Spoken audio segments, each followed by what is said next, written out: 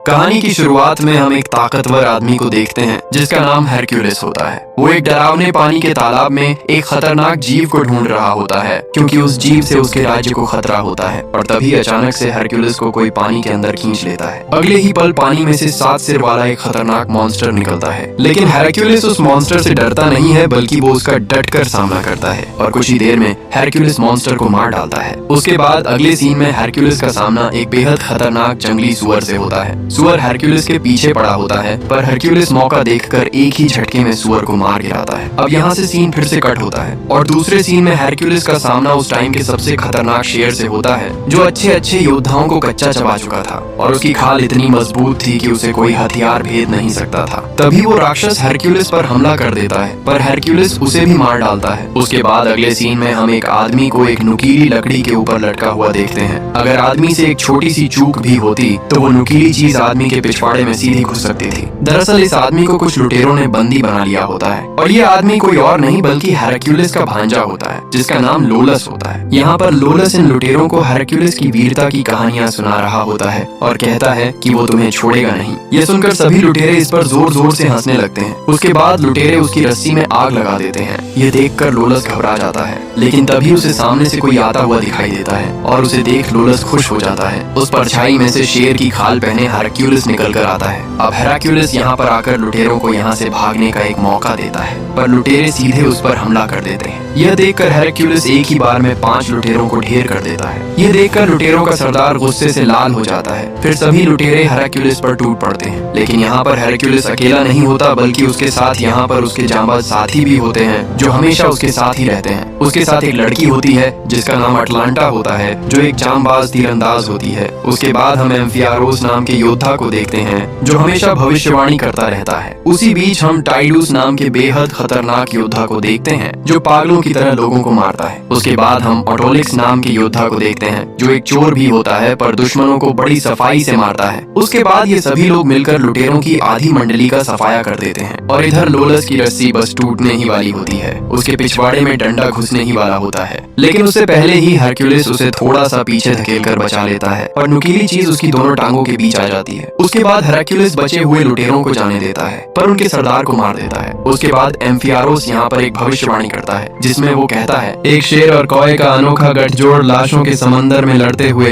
ये कहकर वो अपनी भविष्यवाणी पूरी करता है। फिर अगले सीन में हम इन सभी को एक क्लब में खाते पीते और मस्ती करते देखते हैं जहाँ हेरक्युलिस और ऑटोलिक्स आज कमाए हुए सोने के सिक्के गिनते हैं और यहाँ पर सभी मजे कर रहे होते हैं। तभी यहाँ पर थ्रेस राज्य की एक राजकुमारी हेरक्युलिस को ढूंढते हुए आ जाती है जिसका नाम अर्जेनिया होता है। वो हेरक्युलिस से कहती है कि वो थ्रेस के राजा कोटिस की बेटी है। उनके राज्य पर एक रिसस नाम का राजा हमला कर रहा है। वो बेगुनाहों को मार रहा है और हमारे राज्य की फसलों को बर्बाद कर रहा है। इसलिए राजकुमारी अर्जेनिया हेरक्युलिस से अपने राज्य की ओर से लड़ने के लिए कहती है। ये सुनकर ऑटोलिक्स राजकुमारी से बहुत सारा सोना मांगता है। उसके बाद राजकुमारी भी हेरक्युलिस की मदद के बदले उसके वजन से 2 गुना सोना देने के लिए मान जाती है। ये देखकर सभी के होश उड़ जाते हैं क्योंकि उनको इस काम के बाद इतना सारा सोना मिलने वाला होता है कि वो जिंदगी भर बैठकर अय्याशी कर सकते हैं। पर उसी बीच लोलस नोटिस करता है कि एम्फियारोस ने जो भविष्यवाणी की थी वो सच होती हुई दिखाई दे रही थी क्योंकि राजकुमारी के राज्य का राजकीय पक्षी कौवा है और शेर हमारा हेरक्युलिस है। अब दोनों एक गठजोड़ होकर दूसरे राज्य से लड़ने वाले हैं। उसके बाद हेरक्युलिस और उसके सभी साथी राजकुमारी के साथ उसके राज्य थ्रेस आ जाते हैं और यहाँ पूरा थ्रेस राज्य हेरक्युलिस के स्वागत में खड़ा होता है। पर हेरक्युलिस यहाँ के आम लोगों को देखता है जो अपने ही राज्य में भिखारियों की तरह रह रहे होते हैं। पर हेरक्युलिस इन पर ज्यादा ध्यान नहीं देता और रथ से उतरकर थ्रेस के सेनापति से मिलता है। सेनापति हेरक्युलिस को देखकर उसकी बेइज्जती करते हुए कहता है, बहुत बड़ी बड़ी बातें सुनी थी तुम्हारे बारे में और अब लगता है कि वो सिर्फ बातें ही थी। यह सुनकर हेरक्युलिस कुछ कहता उससे पहले ही राजकुमारी उसे अपनी बातों में उलझा लेती है। उसी बीच यहाँ पर राजकुमारी का बेटा भागते हुए आता है क्योंकि वो हेरक्युलिस का बहुत बड़ा फैन होता है। उसने हेरक्युलिस की हर कहानी सुन रखी थी। उसके बाद वो हेरक्युलिस की बहुत तारीफ करने लगता है, पर उसकी माँ उसे उसी वक्त पकड़कर महल में ले जाती है। उसके बाद हेरक्युलिस को राजा कोटिस का बुलावा आता है, पर उससे पहले हमें एक दूसरे सीन में 3 साल पहले का दृश्य दिखाया जाता है जहाँ हेरक्युलिस और उसके साथी उस 7 सिर वाले शेषनाग को मारकर उसका कटा हुआ सिर राजा यूरिशथियस के कदमों में रख देते हैं। अब उसे देखकर पता चलता है कि वो कोई मॉन्स्टर नहीं बल्कि उसके भेष में कोई दुश्मन था जो हेरक्युलिस को मारना चाहता था। अब हेरक्युलिस के इस बड़े कारनामे को देखकर उसका पूरा राज्य खुश होता है। उसके बाद राजा हेरक्युलिस को पूरे राज्य की जनता के सामने सम्मानित करता है। वहीं हम हेरक्युलिस की पत्नी और उसके बच्चों को देखते हैं जो हेरक्युलिस के इस कारनामे पर बहुत खुश होते हैं। अब हेरक्युलिस अपनी पत्नी की ओर देखता है और तभी दूसरे सीन में वो एक भयानक दृश्य देखता है। उसकी पत्नी और बच्चों का कोई खून कर देता है। ये दृश्य देखकर हेरक्युलिस एकदम से चौंक जाता है। उसके बाद वो सीधे राजा कोटिस से मिलने जाता है। अब यहाँ पर राजा हेरक्युलिस को देखकर बहुत खुश होता है। फिर हेरक्युलिस राजा को अपने साथियों से मिलवाता है और कहता है इनके बगैर मैं कुछ भी नहीं हूँ। तभी राजा इनमें से एम्फियारोस को पहचान लेता है क्योंकि वो एक मशहूर ज्योतिष है और उसने अपनी खुद की मौत कब होगी वो भी देख रखा है। इसलिए वो किसी भी लड़ाई में कूद जाता है क्योंकि उसे पता होता है कि उसकी मौत अभी नहीं होगी। उसके बाद राजा अटलांटा को देखकर कहता है कि इस जंग में हम किसी औरत को नहीं भेज सकते, नहीं तो हमारी बदनामी हो जाएगी। यह सुनकर अटलांटा तुरंत अपनी खूबी दिखाती है। ये देखकर राजा अपनी बात वापस ले लेता है। उसके बाद सभी लोग राजा के साथ खाना खाते हैं और खाना खाते हुए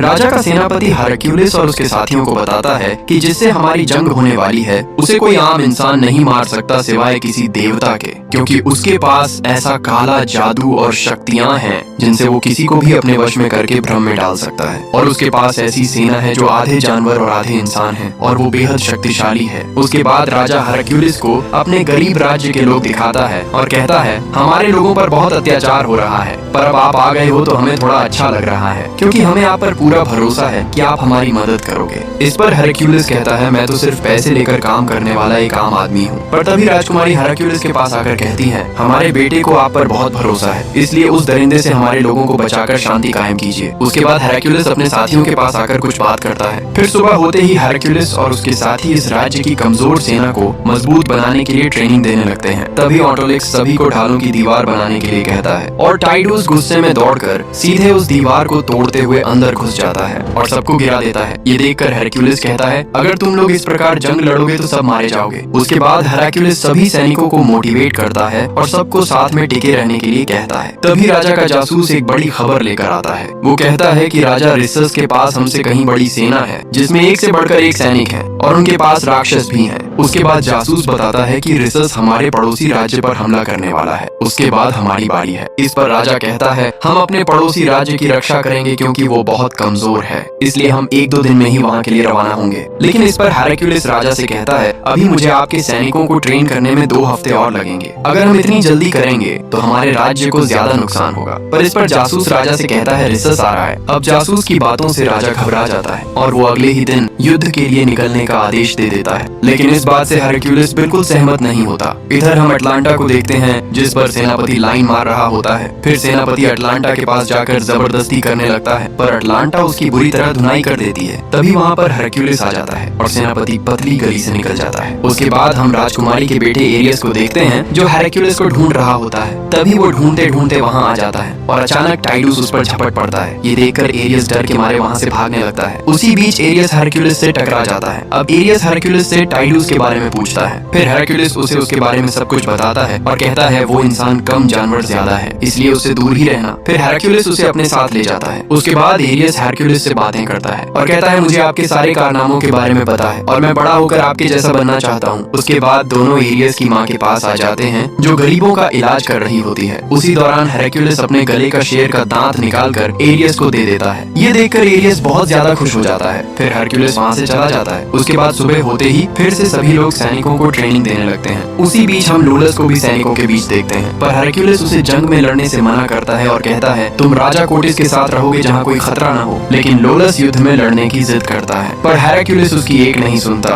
और उसे वहाँ से राजा के पास भेज देता है। उसके बाद हेरक्युलिस और उसके साथी पूरी सेना को ट्रेन करके मोटिवेट कर देते हैं। फिर राजा कोटिस की पूरी सेना युद्ध के लिए निकल जाती है। दिन रात कई किलोमीटर चलने के बाद राजा की सेना अपने पड़ोसी राज्य पहुंचती है, पर तब तक बहुत देर हो चुकी थी। सामने का नजारा देखकर सभी के होश उड़ जाते हैं। ज्यादा कोहरा होने की वजह से कुछ भी ठीक से दिखाई नहीं दे रहा होता। तब हेरक्युलिस और राजा पास जाकर देखते हैं और उन्हें वहाँ कई लोगों के कटे हुए सिर लकड़ियों पर लटके हुए दिखाई देते हैं। वहीं कॉय उन खोपड़ियों में से आंखें निकाल निकाल कर खा रहे होते हैं। ये देखकर सबकी रूह कांप जाती है। दरअसल रिसस यहाँ पहले ही आकर सब कुछ खत्म कर चुका था। उसके बाद हेरक्युलिस सभी को पैदल आगे बढ़ने के लिए कहता है और आसपास लाशों के ढेर लगे पड़े होते हैं। ये देखकर एम्फियरोस कहता है, शेर और कॉय लाशों के ढेर में लड़ते हुए लगता है मेरी भविष्यवाणी सच हो गई है। तभी हेरक्युलिस को यहाँ का सन्नाटा देखकर कुछ गड़बड़ी लगती है, तो वो सभी को रोककर आगे जाकर देखता है और वो लाशों को देखकर कहता है ये लाशें सड़ रही हैं, मतलब ये लाशें लगभग 1 हफ्ते पुरानी हैं। वहीं टाइडुस लाश का खून चक्कर देखता है और वहीं लोलस और सेनापति को कुछ अलग लाशें दिखाई देती हैं, तो वो उन्हें गौर से देखने लगते हैं। तभी अचानक वो उन पर हमला कर देते हैं। दरअसल ये लोग मरने का नाटक कर रहे होते हैं। यह देखकर तुरंत हेरक्युलिस उसे उठाकर फेंक देता है और अब इनको पता चलता है कि ये लोग रिसस के जाल में फंस चुके हैं, क्योंकि उसके खतरनाक सैनिकों ने राजा कोटिस और हेरक्युलिस को चारों तरफ से घेर लिया होता है। ये देखकर हेरक्युलिस तुरंत राजा को सेफ रखने के लिए उसके चारों ओर दीवार बनाने को कहता है। उसके बाद जल्दी से राजा के चारों तरफ एक दीवार बनाई जाती है।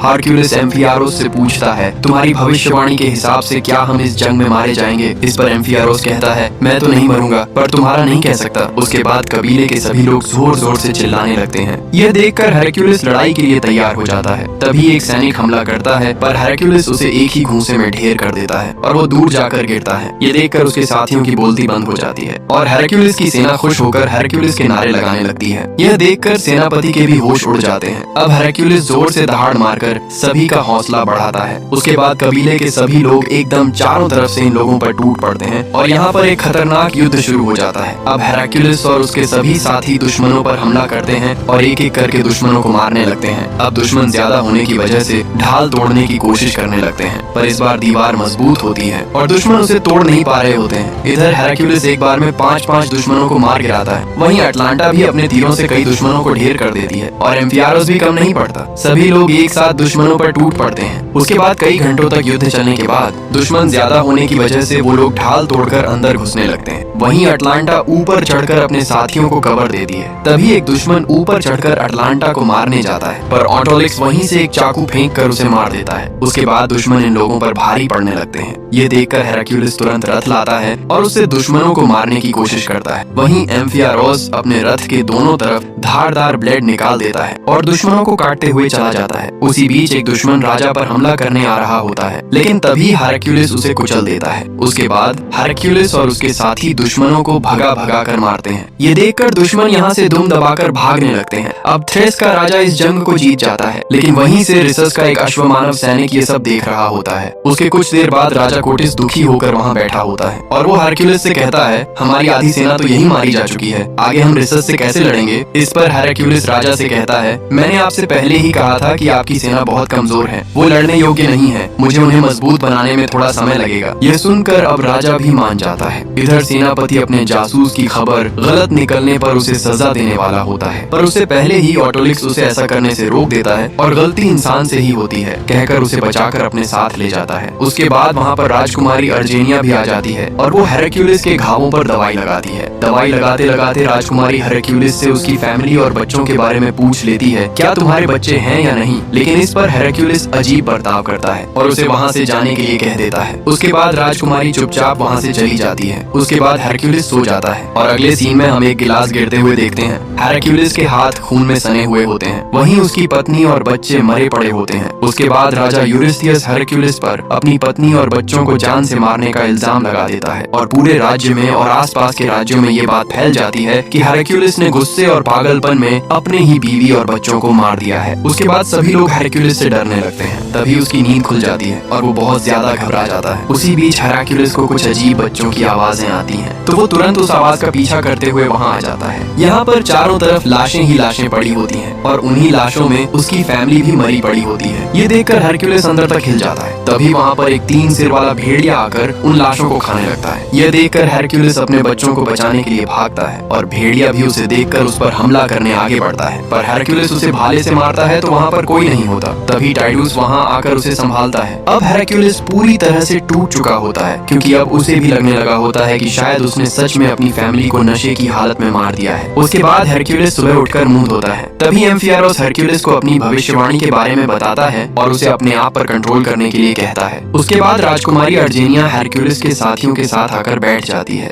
और उनसे हेरक्युलिस के बारे में पूछती है, क्या सच में हेरक्युलिस ने अपनी ही फैमिली को मार दिया था? क्योंकि मैंने कुछ सिपाहियों के मुंह से सुना है और मैंने ये भी सुना था कि अगर हेरक्युलिस वापस अपने राज्य जाएगा तो राजा यूरिस्थियस उसका सिर कलम कर देंगे। इस पर ऑर्निथोलॉजिस्ट कहता है, ऐसा नहीं है क्योंकि मैं उसके साथ बहुत पहले से हूँ और हम दोनों एक साथ पले बढ़े हैं। हेरक्युलिस की ताकत की वजह से राजा यूरिस्थियस ने उसे बड़े बड़े अभियानों पर भेजना शुरू कर दिया और वो हमेशा अपने साथ मुझे ले जाता था उसके साथ लड़ने के लिए। और ऐसे ही लड़ते लड़ते उसने 12 बड़े कारनामे कर दिए और हर लड़ाई के बाद हमारी टीम में लोगों की संख्या बढ़ती गई और आज हम सभी साथ हैं। धीरे धीरे हेरक्युलिस हर जगह छा गया और हर जगह उसके ही चर्चे होने लगे। उसके बाद लोलस यहाँ पर सभी सैनिकों को इकट्ठा करके हेरक्युलिस के हथियारों को दिखाता है। वो उन्हें सभी को जंग में पहनकर जाने के लिए कहता है। तभी वहाँ पर सेनापति आ जाता है जो हेरक्युलिस का मजाक उड़ाने लगता है। इस पर लोलस उसे हेरक्युलिस का कवच देखने को कहता है। अब कवच देखकर सेनापति कहता है, इससे तो हम एक ही बार में मारे जाएंगे। तभी टाइडूस सेनापति पर वार करता है लेकिन कवच में एक खरोंच तक नहीं आती। यह देखकर सेनापति भी हैरान हो जाता है। उसके बाद लोलस बताता है कि ये कवच किससे बना है और इसकी क्या खासियत है। उसके बाद हेरक्युलिस और उसके सभी साथी अपने अपने साथियों को लेकर उन्हें अपने जैसी लड़ाई लड़ना सिखाने लगते हैं। टाइडूस और ऑर्निथोलॉजिस्ट दोनों सेना के कुछ लोगों को तलवार चलाना सिखाते हैं। अटलांटा कुछ लोगों को तीरंदाजी सिखाती है और इधर एम्फियारोस सभी को भाला चलाना सिखाता है। वहीं झोपड़ी की आड़ में लोलस भी चाकू चलाना सीख रहा होता है क्योंकि उसे भी जंग लड़ना था। तभी उसे ऐसी हरकतें करते सेनापति देख लेता है और यहाँ पर लोलस लोल हो जाता है। इधर राजा कोटिस का जासूस फिर से एक खबर लाया होता है जिसमें वो बताता है कि रिसस हमला करने के लिए निकल गया है। ये सुनकर सभी लोग डर जाते हैं। उसी दौरान हेरक्युलिस राजा कोटिस को एक तरकीब बताता है और कहता है, हम लोग जंगल के रास्ते जाएंगे ताकि रिसस हमें देख न सके। उसके बाद हेरक्युलिस एम्फियारोस के पास आकर उसे पूछता है, इस बार तुम्हारी भविष्यवाणी क्या कहती है? इस पर एम्फियारोस कहता है, मैं 1 हफ्ते में मरने वाला हूँ, मतलब इस जंग में मेरा मरना तय है। इस पर हेरक्युलिस कहता है, तुम इतनी जल्दी नहीं मर सकते। लेकिन एम्फियारोस मुस्कुराकर कहता है, तुम चिंता मत करो, मैं जिया शान से हूँ तो मरूंगा भी शान से। अब यहाँ पर सैनिक ढाल की एक पक्की दीवार बनाते हैं। टाइडूस फिर से उस दीवार को तोड़ने जाता है लेकिन इस बार वो उससे टकराकर नीचे गिर जाता है। मतलब अब इन लोगों ने कमजोर सेना को ताकतवर बना दिया होता है। उसके बाद ये लोग तुरंत रिसस से जंग लड़ने के लिए निकल जाते हैं। अब राजा कोटिस की पूरी फौज युद्ध के मैदान पर पहुंच जाती है लेकिन यहाँ पर उन्हें कोई दुश्मन दिखाई नहीं दे रहा होता। ये देखकर हेरक्युलिस को शक होता है। तभी इधर ऊंचाई पर अश्वमानवों की फौज दिखाई देती है और आधे इंसान आधे जानवर वाली फौज देखकर सभी के पसीने छूट जाते हैं। तभी वहाँ पर राजा रिसस की पूरी फौज आ जाती है जो नीचे झील में छुपी हुई थी। ये देखकर हेरक्युलिस भी थोड़ा डर जाता है। उसके बाद अश्वमानव आगे बढ़ते हैं पर वो असली अश्वमानव नहीं होते बल्कि वो ऊंचाई पर वैसे दिखाई दे रहे थे। यह देखकर सभी को राहत मिलती है। फिर दुश्मन हेरक्युलिस और राजा के पास आकर अपनी पहचान बताते हैं। रिसस हेरक्युलिस से कहता है, अब तुम्हारी गाथाएं यहीं खत्म हो जाएंगी। उसके बाद दूसरा सैनिक अपना मास्क उतारता है तो सभी के होश उड़ जाते हैं क्योंकि ये कोई और नहीं बल्कि राजा कोटिस का जासूस होता है जो अभी तक राजा को गलत गलत खबरें दे रहा था और राजा को फंसाने का काम कर रहा था। ये देखकर सभी हैरान हो जाते हैं क्योंकि उनके साथ स्कैम हो चुका था। उसके बाद रिसस वहाँ से चला जाता है। इधर हेरक्युलिस राजा और लोलस को सुरक्षित रखने के लिए उन्हें फौज के बीच में भेज देता है। अब हेरक्युलिस अपनी फौज को मोटिवेट करता है और कहता है, तुम भी किसी से कम नहीं हो। आज तुम्हें मौका मिला है अपनी खुद की एक गाथा लिखने का, तो पीछे मत हटना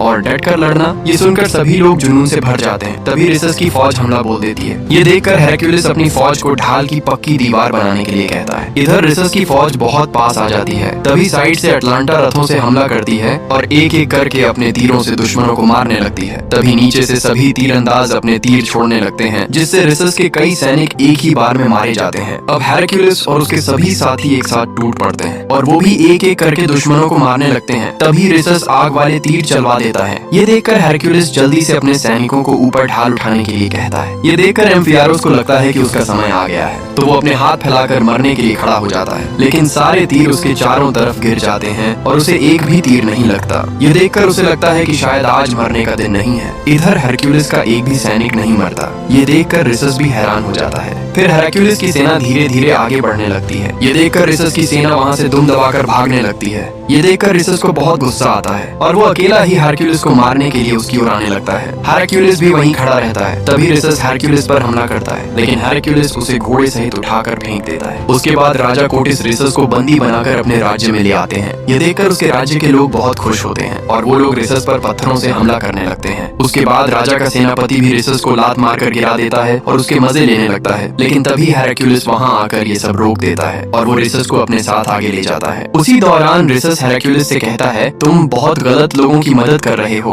मैंने किसी पर बेवजह जुल्म नहीं किए हैं। तभी सेनापति उसे वहाँ से ले जाता है और हेराक्यूलिस रिसस की बातों पर गौर करने लगता है। उसके बाद रात में जंग जीतने की खुशी में जश्न मनाया जा रहा होता है। वहीं राजा रिसस भी बंधा हुआ होता है, जिसे राजकुमारी बहुत दुखी मन से देख रही होती है। तभी वो रिसस को पानी पिलाने जा रही होती है, पर कोटेस उसे जाने से मना कर देता है। तभी सेनापति राजा कोटेस को एक ताज पहनाते हुए कहता है कि अब थ्रेस एक हो गया। तभी ऑटोलिक्स हेराक्यूलिस से कहता है, हमारा काम हो गया है, अब अपने पैसे लो और चलो यहाँ से। लेकिन यहाँ पर हेरक्यूलिस को रिसस की बातें सता रही होती हैं और राजकुमारी भी रिसस के लिए दुखी हो रही होती है। ये देखकर हेरक्यूलिस सीधे राजकुमारी के पास जाकर कहता है, मैंने तुम्हारे अंदर रिसस के लिए हमदर्दी देखी, क्यों तुम हमसे कुछ छुपा रही हो? उसके बाद राजकुमारी हेरक्यूलिस को सारी बात बताती है और कहती है कि हमने आपको झूठ बोलकर यहाँ पर लाया है। अगर हम ऐसा नहीं करते तो कोटेस हमारे बेटे को मार देते, क्योंकि उससे पहले उन्होंने हमारे पति को मार दिया। हमारे पति राजा थे, पर हमारे पिताजी ने उनको जहर देकर मार दिया और उनकी हुकूमत छीन ली, और हमने यह सब सिर्फ अपने बच्चे को बचाने के लिए किया है। उसके बाद राजकुमारी हेराक्यूलिस से उसके बच्चे को यहाँ से अपने साथ ले जाने के लिए कहती है ताकि उसकी जान बच सके, लेकिन हेराक्यूलिस इससे साफ इनकार कर देता है। तभी वहाँ पर सेनापति आ जाता है और कहता है, राजा ने तुम्हें बुलाया है। फिर हेराक्यूलिस सीधे राजा कोटेस के पास जाता है और उसे गद्दार कहता है, पर कोटेस हेराक्यूलिस को बेइज्जत करते हुए खुद को महान राजा बताता है और हेराक्यूलिस को एक मामूली गुंडा बताता है जो पैसों के लिए कहीं भी लड़ता फिरता है। इसके बाद कोटेस कहता है, तुमने पैसे लेकर हमारा सपना पूरा किया वो ठीक है, पर अब हमारा ख्वाब है कि हम एक बड़ी सल्तनत बनाएं। तुमने जो हमारी फौज को अपने पैंतरों से लड़ना सिखाया है, अब वही लोग हमारे और सैनिकों को लड़ना सिखाएंगे, और ऐसे ही करते करते हम एक ताकतवर और मजबूत सेना खड़ी कर लेंगे। तभी कोटेस हेरक्यूलिस को बच्चों का हत्यारा कह देता है। यह सुनकर हेरक्यूलिस को बहुत ज्यादा गुस्सा आ जाता है और वो कोटेस को पीटने ही वाला होता है, पर किसी वजह से रुक जाता है। उसके बाद कोटेस कहता है, हमें तुम्हारी कोई जरूरत नहीं है, तुम अपना सोना लेकर यहाँ से जा सकते हो। फिर हेराक्यूलिस और उसके साथी अपना सोना लेकर वहाँ से जाने लगते हैं, पर हेराक्यूलिस वहाँ से जाने से मना कर देता है और कहता है, थ्रेस को हमारी जरूरत है, मैं यहाँ पर बेगुनाहों को मरने नहीं दे सकता। इस पर ऑटोलिक्स कहता है, भाड़ में जाए थ्रेस, हमारे पास सोना है, यहाँ से जाकर हम मनचाही जिंदगी जी सकते हैं। फिर हेराक्यूलिस अपना सोना देते हुए ऑटोलिक्स से कहता है, यह भी ले जाओ, पर मैं यहाँ से रिसस की मदद किए बिना नहीं जाऊंगा। अब यह देखकर सभी लोग हेराक्यूलिस का साथ देने के लिए मान जाते हैं, पर ऑटोलिक्स इन सभी का सोना लेकर अकेला ही वहाँ से चला जाता है। उसके बाद ये सभी लोग सीधे महल के अंदर घुस जाते हैं, पर कोटेस पहले से तैयार बैठा होता है और वो इन सभी को चारों तरफ से घेर लेता है। सेनापति हेराक्यूलिस को हथियार डालने पर मजबूर कर देता है। उसके बाद सभी लोग अपने अपने हथियार नीचे रख देते हैं। तभी वहाँ पर राजकुमारी को भी अपने बेटे के साथ लाया जाता है, क्योंकि सेनापति ने राजकुमारी को हेराक्यूलिस से बातें करते हुए और उसके बेटे को यहाँ से ले जाने वाली बात भी सुन ली थी। अब ये सुनते ही कोटेस राजकुमारी से उसका बेटा छीन लेता है। ये देखकर सभी को बहुत गुस्सा आता है और बच्चा भी सीधे हेराक्यूलिस से जाकर लिपट जाता है। फिर कोटेस बच्चे को बाल पकड़कर उससे अलग कर देता है। तभी हेराक्यूलिस को मारकर बेहोश कर दिया जाता है। उसके बाद हम हेराक्यूलिस को जंजीरों से बंधा हुआ देखते हैं और उसके सभी साथियों को जेल में कैद देखते हैं। तभी यहाँ पर हेराक्यूलिस को सपनों में दिखाई देने वाले 3 भेड़िए दिखाई देते हैं। उसी बीच यहाँ पर राजा यूरिस्थियस आ जाते हैं और वो हेराक्यूलिस से कहते हैं, इन भेड़ियों को पहचानते हो?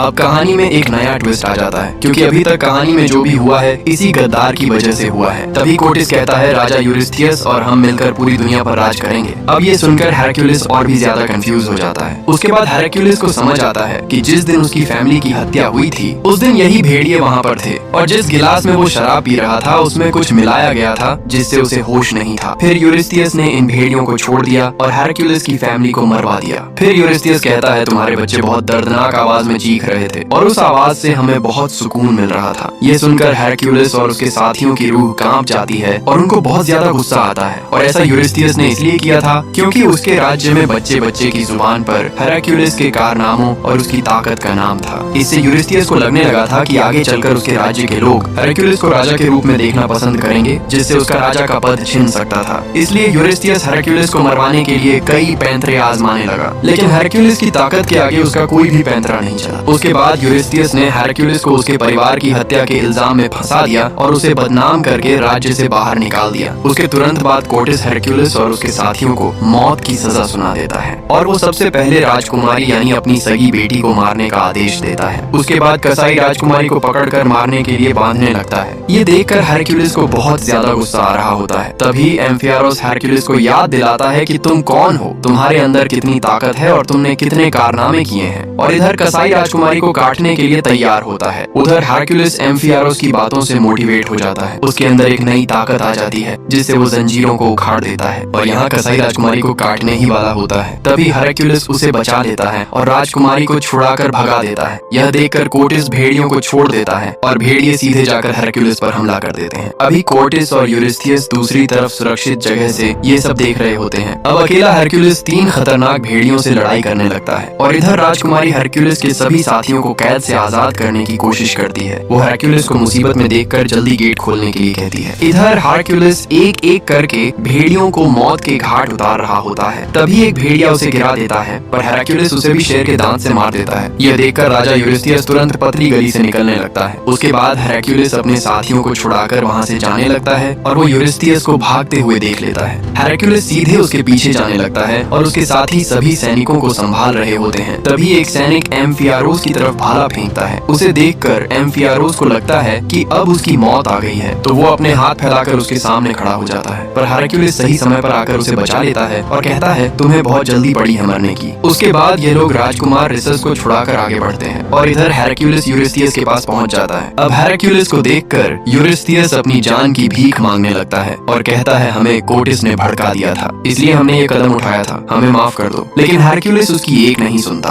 वो उसे उठाकर फेंक देता है और अगले ही पल हेरक्युलिस उसे जान से मार डालता है। लेकिन तभी पीछे से कोर्टिस का सेनापति आ जाता है और वो हेरक्युलिस पर पीछे से वार करके उसे गिरा देता है। फिर वो हेरक्युलिस को मारने ही वाला होता है, तभी पीछे से लोलस आकर सेनापति को मार देता है और हेरक्युलिस को बचा लेता है। उसके बाद सभी लोग राजकुमारी के बेटे को ढूंढने चले जाते हैं और बाहर कोर्टिस अपनी पूरी फौज के साथ खड़ा होता है। ये देखकर सभी रुक जाते हैं। फिर हेरक्युलिस कोर्टिस की फौज से कहता है हम जंग में साथ थे, मैंने तुम्हें लड़ना सिखाया, तुम्हें काबिल बनाया, अब तुम मेरा साथ दो। पर कोर्टिस अपनी फौज को डराते हुए कहता है जो भी हेरक्युलिस का साथ देगा वो मारा जाएगा। तभी कोर्टिस राजकुमारी के बेटे को मारने की धमकी देता है और कहता है अगर तुम मेरे सामने नहीं झुके तो मैं इसे मार दूंगा। और वो 3 तक गिनने लगता है। लेकिन तभी वहाँ पर ऑन्टोलिक्स आ जाता है। वो बच्चे को पकड़े हुए सैनिक को मार देता है और बच्चा वहाँ से भागने लगता है। तभी टाइडूस बच्चे के सामने आकर उसे कवर देने लगता है और उसी बीच टाइडूस को एक तीर लग जाता है, पर वो फिर भी आगे बढ़ता है और सैनिकों पर टूट पड़ता है। वो सभी को मार देता है पर उसके शरीर में बहुत सारे तीर लग जाते हैं और आखिरकार वो वहीं गिर जाता है। तभी पूरी फौज उन पर हमला करने के लिए आगे बढ़ने लगती है। ये देखकर वो वहाँ पर आग गिरा देते हैं और हेरक्युलिस टाइडूस को उठाकर वहाँ से ले जाने लगता है। वो उसे सुरक्षित जगह पर ले आता है। तभी फौज को रोकने के लिए फिर से आग गिरा दी जाती है जिससे कई सैनिक आग में जल जाते हैं और कोई भी आगे नहीं आ पाता। इधर हेरक्युलिस अपने साथी को मरता देखकर बहुत ज्यादा दुखी हो जाता है। उसके बाद फौज फिर से आगे बढ़ने लगती है। यह देखकर हेरक्युलिस वहाँ बनी सबसे बड़ी मूर्ति को गिराने के लिए पूरी ताकत लगाने लगता है और हेरक्युलिस उस विशाल मूर्ति को भी गिरा देता है। ये देखकर सभी लोग हैरान रह जाते हैं। मूर्ति टूटकर नीचे गिरने लगती है। उसे देखकर पूरी फौज अपनी जान बचाने के लिए भागने लगती है। उसी बीच मूर्ति का सिर सीधे आकर कोर्टिस पर गिरता है और वो मारा जाता है। अब कुछ देर बाद सब शांत हो जाता है। हेरक्युलिस धूल में से निकलकर बाहर आता है। अब हेरक्युलिस को देखकर पहले 2 सैनिक झुकते हैं। उन्हें देखकर पूरी फौज हेरक्युलिस के सामने झुक जाती है और हेरक्युलिस के नारे लगाने लगती है क्योंकि हेरक्युलिस ने ही उन्हें काबिल बनाया था। और इसी सीन के साथ ये कहानी यहीं खत्म हो जाती है। अगर आपको वीडियो अच्छी लगी हो तो वीडियो को एक लाइक और चैनल को सब्सक्राइब जरूर करें।